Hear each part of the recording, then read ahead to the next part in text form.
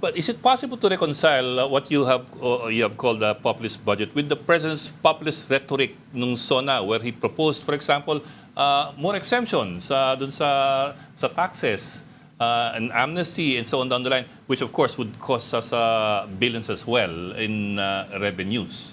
Di ba, dagdag lang doon, Zaiza, di ba logical yung ganong klaseng populist budget with a populist SONA dahil practically ang natitira na lang sa kanya isang taon.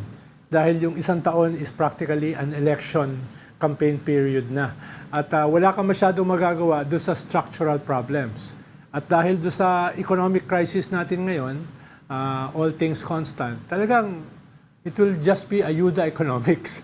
Yun yung problema mo eh. Di ba? Hindi ba logical yun? Logical siya, Sec. Ronald, kung pagtingin lang natin sa budget from a political lens. But the reality is, the budget is also a technical document that is supposed to connect with the PDP. And when the annual budgets are prepared, hindi naman yan piniprepare na ngayong taon lang. Sa umpisa ng bawat administration, meron tayong tinatawag na medium-term fiscal program, meron tayong tinatawag na Philippine Development Plan, at yung dalawang yon dapat magkaugnay palagi sa taon-taon na national budget na makikita natin.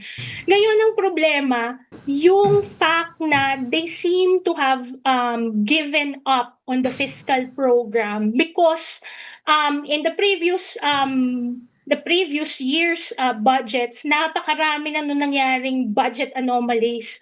Hindi masyadong nagko-contribute yung government spending sa GDP growth. In fact, nakita ko yung konti ko lang nakita yung GDP figures, pero maliit talaga yung contribution ng government spending doon sa GDP growth natin. And that says a lot because when the budget is crafted, iniisip ng mga economic managers ano magiging contribution nito sa ekonomiya? Kaya nga tayo gumagasta bilang isang pamahalaan para may impact sa ekonomiya, para madala natin kung saan yung sinasabi ng administration na dadalhin natin yung bansa. So hindi ko pa nakikita actually kung ano yung mga bagay, yung mga strategic investments na hindi nila binitawan from the start. But as we know from